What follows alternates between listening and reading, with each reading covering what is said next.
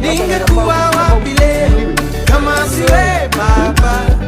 Nisingekuwa hapa leo, naona niwe Baba. Najua niwe Baba. Mbona paso femi? Ebo kongo ngume tu.